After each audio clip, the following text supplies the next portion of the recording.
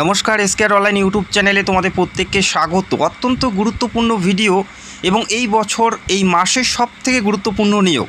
এই মাসে ICDS worker এবং হেল্পারের নতুন বিজ্ঞপ্তি তোমরা দেখতে চলছো। আশা করি দীর্ঘ কয়েক বছর থেকে তোমরা আইসিডিএস ওয়ার্কার হেল্পারের জন্য ওয়েট করছো। শুধুমাত্র সুপারভাইজার নয়, হেল্পার এবং ওয়ার্কারেরও কিন্তু একটা বড় শূন্যপদে নিয়োগ করা হচ্ছে। তো এই ভিডিওটা দেখলে আশা করি আইসিডিএস ওয়ার্কার এবং হেল্পারের প্রত্যেকটা তথ্য তোমরা A to Z জানতে পারবে। তো ভিডিওটি অবশ্যই সম্পূর্ণ দেখো, কবে থেকে অ্যাপ্লাই শুরু হতে পারে এবং এই নিয়োগের যাবতীয় নতুন নিয়মগুলো আমি তুলে ধরবো। তো ভিডিওটি অবশ্যই সম্পূর্ণ দেখো। আর তোমরা কোন জেলার থেকে ভিডিও দেখছো অবশ্যই কমেন্ট করতে ভুলো না। আইসিডিএস ওয়ার্কার এবং হেল্পারের এই বছরের সেরা বইগুলোর লিঙ্ক তোমরা ভিডিওর নিচে পাবে, সেখান থেকে সরাসরি ফ্লিপকার্ট থেকে অর্ডার করে নিতে পারো। তো ভিডিওটি দেখতে থাকো। দেখো, এই নিয়োগ প্রত্যেকটা জেলাতেই, যেমন আলিপুরদুয়ার থেকে শুরু করে কোচবিহার, জলপাইগুড়ি, উত্তর দিনাজপুর, দক্ষিণ দিনাজপুর, মালদা, মুর্শিদাবাদ, নদিয়া, প্রতিটি জেলার প্রতিটি ব্লকেই তোমরা ভ্যাকেন্সিস দেখতে পারবে। আশা করি প্রত্যেকের হাতে সুবর্ণ সুযোগ আছে।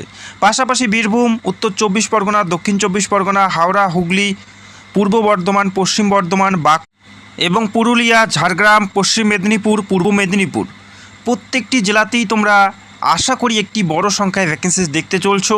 আর তোমরা কোন জেলার থেকে ভিডিও দেখছো অবশ্যই কমেন্ট করে জানাবে। পশ্চিম মেদিনীপুর, পূর্ব মেদিনীপুর, কলকাতা, দার্জিলিং, প্রত্যেকটা জেলাতেই তোমরা ভ্যাকেন্সিস দেখতে পারবে। তো জেলাভিত্তিক ভ্যাকেন্সিস, কোনো জেলাতে 700 ভ্যাকেন্সিস দেখতে পারবে, কোনো জেলাতে 800 এবং কোনো জেলাতে 1000-এর বেশি কিন্তু ভ্যাকেন্সিস তোমরা দেখতে পারবে। তো পুরোপুরি ডিপেন্ড করবে কোন জেলাতে কত শূন্যপদ এবং কতটি কেন্দ্র আছে আইসিডিএস, সেটার উপর নির্ভর করে তোমাদের ভ্যাকেন্সিসগুলো বেরোবে। তবে অল ওভার 15,000-এর বেশি কিন্তু শূন্যপদে নিয়োগ করা হচ্ছে। তো এই নিয়োগের প্রত্যেকটা তথ্য দেখে নিচ্ছি। দেখো, ওয়ার্কার পদে নিয়োগ করা হচ্ছে, অর্থাৎ অঙ্গনারী কর্মী, এবং হেল্পার অর্থাৎ অঙ্গনারী সহায়িকা, এই দুটি পদে নিয়োগ করা হচ্ছে। যে টোটাল 15,000-এর উপরে ভ্যাকেন্সিস আছে এবং এই নিয়োগটি department of women and child development and social welfare মাধ্যমে নিয়োগ প্রক্রিয়া পুরোপুরি সম্পন্ন করা হবে। এবং শিক্ষাগত যোগ্যতা দেখো, এখানে ওয়ার্কার অর্থাৎ কর্মী পদে মাধ্যমিক পাশে তোমরা অ্যাপ্লাই করতে পারছো। এই বছর মাধ্যমিক পাশে কর্মী পদে অ্যাপ্লাই করতে পারছো এবং ক্লাস 8 পাস হলে তোমরা সহায়িকা অর্থাৎ হেল্পার পদে অ্যাপ্লাই করতে পারো। তবে 2025 যদি আমরা দেখি, সেখানে কিন্তু উচ্চ মাধ্যমিক পাশে নিয়োগ করা হয়েছিল। তবে এই বছর যেটা দেখা যাচ্ছে বা যেটা শোনা যাচ্ছে, মাধ্যমিক পাশে ওয়ার্কার পদে এবং ক্লাস 8 পাশে হেল্পার পদে কিন্তু নিয়োগ করা হচ্ছে, যেটা 2024-এর আগে যে প্রসেসে নিয়োগটি করা হয়েছিল 2024-এর আগে, সেই প্রসেসে কিন্তু আবারও 2026-এ নিয়োগ করা হচ্ছে। তো আশা রাখছি তোমরা বুঝতে পারছো। যেখানে বয়স 18 থেকে 35, যারা জেনারেল প্রার্থী 18 থেকে 35 হলে প্রত্যেকে এলিজেবল এবং অ্যাপ্লাই করতে পারবে। তবে সরকার ঘোষণা করে দিয়েছে, যেহেতু দীর্ঘদিন থেকে রাজ্যে সেরকম নিয়োগ প্রক্রিয়া হয়নি, সবার জন্য 5 বছর কিন্তু সময় বৃদ্ধি করা হয়েছে। অর্থাৎ যারা জেনারেল 18 থেকে 40 প্রত্যেকে অ্যাপ্লাই করতে পারো। পাশাপাশি SC ST OBC যারা সংরক্ষিত কাস্ট থেকে অ্যাপ্লাই করবে তাদের ক্ষেত্রে ছাড় আছে। SC ST হলে 5 বছর, অর্থাৎ তারা 45 পর্যন্ত অ্যাপ্লাই করতে পারবে। OBC হলে 18 থেকে 43 পর্যন্ত কিন্তু এখানে অ্যাপ্লাই করতে পারবে যারা OBC SC ST প্রার্থী।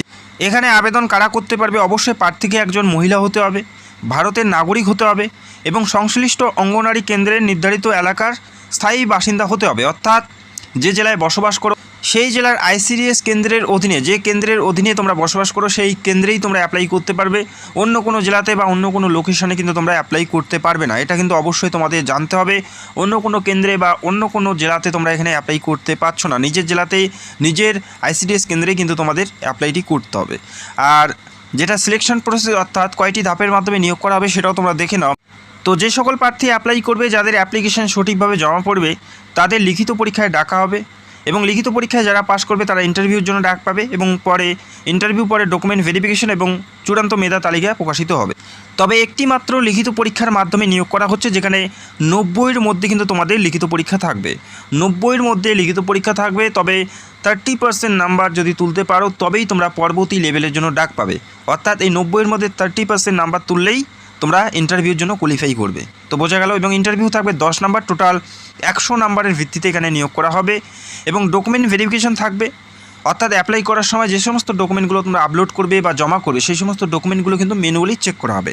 সেটা তোমাদের ভোটার আই কার্ড থেকে শুরু করে আধার কার্ড, রেসিডেন্সিয়াল সার্টিফিকেট থেকে শুরু করে প্রত্যেকটাই। বোঝা গেল।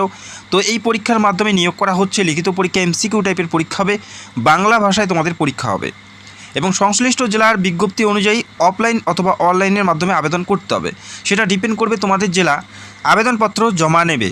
তো অফলাইনে কিন্তু খুব বেশি একটা দেখা যাবে না, কিছু কিছু জেলাতে তোমরা অফলাইন দেখতে পারবে। তবে অনলাইনে কিন্তু সবথেকে বেশি তোমাদের অ্যাপ্লিকেশন জমা নেওয়া হবে এই বছরের ক্ষেত্রে।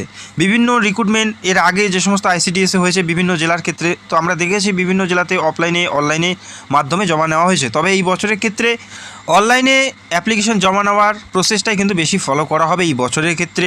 আর অনলাইনে অ্যাপ্লাই করার জন্য নিজের যে অফিসিয়াল সাইট, নিজের যে জেলার অফিসিয়াল সাইট, সেই নিজের জেলার অফিসিয়াল সাইটে গিয়ে তোমাদের স্টেপ বাই স্টেপ অ্যাপ্লাই করতে হবে। আর জেলার নামগুলো কমেন্ট অবশ্যই করবে। দেখো, পরীক্ষার সিলেবাস যেখানে থাকবে 90-এর মধ্যে যে পরীক্ষা দিতে হবে, সেটা আইসিডিএস ওয়ার্কার হোক বা হেল্পার হোক, প্রথমে বাংলা ভাষা থাকবে, এরপরে সাধারণ জ্ঞান এবং সাম্প্রতিক ঘটনা। তো বাংলা ভাষার ক্ষেত্রে প্রবন্ধ রচনা তোমাদের থাকবে বাংলা ভাষার ক্ষেত্রে। এরপরে দেখো সাধারণ জ্ঞান এবং সাম্প্রতিক ঘটনা। সাধারণ জ্ঞান জিকে তোমাদের পড়তে হবে, যেমন ইতিহাস, ভূগোল, বিভিন্ন অধ্যায় ভিত্তিকভাবে তোমাদের পড়তে হবে বিজ্ঞান, যেখানে ক্লাস 8 এবং মাধ্যমিক লেভেলের প্রশ্ন থাকবে।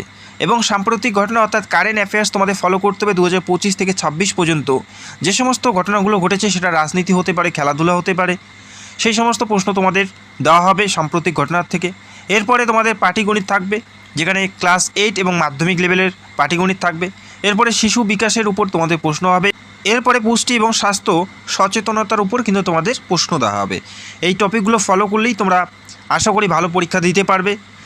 আইসিডিএস ওয়ার্কার পদে মাধ্যমিক লেভেলের প্রশ্ন দেখতে পারবে এবং আইসিডিএস হেল্পার পদের ক্ষেত্রে ক্লাস 8 লেভেলের কিন্তু তোমরা প্রশ্ন দেখতে পারবে। তবে এক্সাম প্যাটার্ন কিন্তু সেম থাকবে। এবং কাজের দায়িত্বগুলো আশা করি তোমরা প্রত্যেকেই জানো। শিশুদের পুষ্টি এবং প্রি স্কুল শিক্ষা প্রদান, অর্থাৎ শিশুদের কিন্তু তোমাদের প্রি স্কুলের মাধ্যমে শিক্ষা প্রদান করতে হবে। এরপরে গর্ভবতী মায়েদের সহায়তা করা, টিকাকরণ কর্মসূচিতে সহযোগিতা করা, সরকারি পুষ্টি প্রকল্পের বাস্তবায়ন করা, রেজিস্টার এবং রিপোর্ট সংরক্ষণ করা, এরপরে বিভিন্ন সরকারি নির্দেশিকা পালন করা, এই সমস্ত মেনলি কাজ, এই কাজগুলো করতে হবে। এই কাজের জন্যই তোমাদের আইসিডিএস ওয়ার্কার এবং হেল্পার পদে নিয়োগ করা হচ্ছে। খুব একটা দায়িত্ববান পদ। আশা করি যারা এখানে যোগদান করবে তারা খুব দায়িত্ব সহকারে সেই পদের মর্যাদা রাখবে এবং কাজ ভালো করে করবে। এই পদগুলোর ক্ষেত্রে বেতন কেমন হয়? এই পদগুলোর ক্ষেত্রে কিন্তু বেতন যেটা বর্তমানে রয়েছে, সেই বেতন কিন্তু অনেকটাই বাড়িয়ে দেওয়া হয়েছে। আশা করি তোমরা দেখেছো রাজ্য বাজেটে কিন্তু এই যে পদগুলো আইসিডিএস ওয়ার্কার, হেল্পার, পাশাপাশি আশাকর্মী, তাদের কিন্তু বাজেট পেশ করেছে, সেই বাজেটে কিন্তু তাদের বেতন অনেকটাই বাড়িয়ে দিয়েছে। দেখো, এখানে আবেদন করতে যে সমস্ত ডকুমেন্টগুলো লাগবে, মাধ্যমিক অথবা অষ্টম শ্রেণী পাশের সার্টিফিকেট, যারা মাধ্যমিক পাশে অ্যাপ্লাই করবে তাদের মাধ্যমিক সার্টিফিকেট, এবং যারা ক্লাস 8 পাশে অ্যাপ্লাই করবে তাদের ক্লাস 8 পাশের সার্টিফিকেট, জন্ম তারিখের প্রমাণপত্র, যারা ক্লাস 8 পাশে অ্যাপ্লাই করবে তাদের বার্থ সার্টিফিকেট, এবং মাধ্যমিক পাশে অ্যাপ্লাই করলে অবশ্যই মাধ্যমিকের অ্যাডমিট কার্ড, আধার কার্ড, ভোটার কার্ড, বাসিন্দা প্রমাণপত্র অর্থাৎ রেসিডেন্সিয়াল সার্টিফিকেট, এবং জাতিগত সংশয়পত্র যদি প্রযোজ্য থাকে, অর্থাৎ যারা SC ST OBC প্রার্থী তাদের ক্ষেত্রে কাস্ট সার্টিফিকেট দিতে হবে। এরপরে একটি পাসপোর্ট সাইজের ছবি যেটা রিসেন্টলি তোলা হতে হবে এবং একটি সই তোমাদের করতে হবে। খুব তাড়াতাড়ি তোমরা আইসিডিএস ওয়ার্কার এবং হেল্পার পদে নতুন নিয়োগ দেখতে চলছো।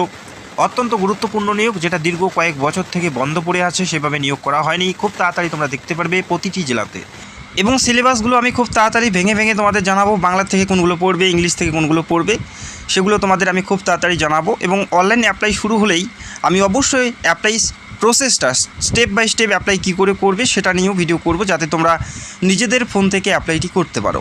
আর এই বছরের বেস্ট বুকের লিঙ্কগুলো তোমরা ভিডিওর নিচে পাবে, সেখান থেকে সরাসরি অর্ডার করতে পারো, ফ্লিপকার্টের মাধ্যমে তোমরা অর্ডার করতে পারো। আর তোমরা যারা নতুন দর্শক আমাদের চ্যানেলে, অবশ্যই চ্যানেলটাকে সাবস্ক্রাইব করে রাখবে, আর জেলার নামটি কমেন্ট করতে ভুলো না। যেহেতু জেলাভিত্তিকভাবে নিয়োগ করা হচ্ছে, সেক্ষেত্রে একইবারে প্রত্যেকটা জেলাতে তোমরা নোটিশ নাও দেখতে পারো, এক এক করে প্রত্যেকটা জেলাতে বের হবে। সেক্ষেত্রে জেলার নাম কমেন্ট করলে কি আমি যখনই কোনো আপডেট পাবো সবার আগে ভিডিও করে তোমাদের জানানো